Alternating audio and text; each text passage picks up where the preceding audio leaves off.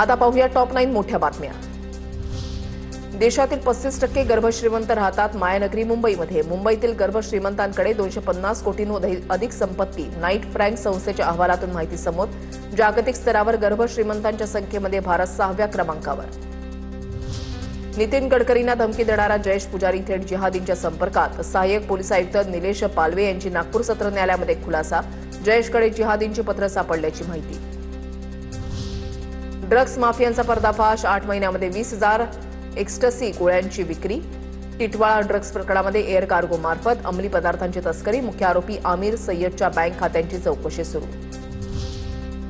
छत्रपती संभाजीनगरच्या घाटी रुग्णालयामधील परिचारिकांचा संप। 8 शस्त्रक्रिया पुढे ढकलण्यात आल्या। सोलापुरात राज्य सरकारी कर्मचाऱ्यांचा 4थ्या दिवशी संप सुरूच। जुनी पेन्शन योजना आणि इतर मागण्यांसाठी संप सुरू। आंदोलकांना उन्हापासून वाचवण्यासाठी मंडपाची व्यवस्था। मुख्यमंत्र्यांनी संपाकडे लक्ष देऊन तोडगा काढण्याची मागणी।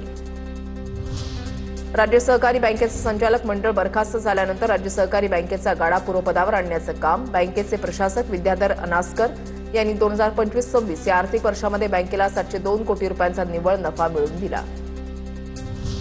घटस्फोटाआधी दुसरा विवाह करणं हा मोठा गुन्हा नाही। मुंबई हायकोर्टाचा महत्त्वाचा निर्णय। आरपीएफ कर्मचाऱ्याला हायकोर्टाचा दिलासा।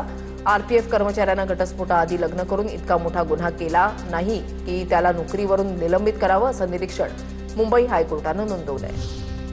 बंगालचा पुढचा सीएम बंगालमध्ये जन्म घेतलेला असेल। बंगाली बोलणारा भाजपचा कार्यकर्ता सीएम होईल। ममता दीदी फक्त अफवा पसरवण्याचं काम करतायत। अमित शहांचा हल्लाबोल।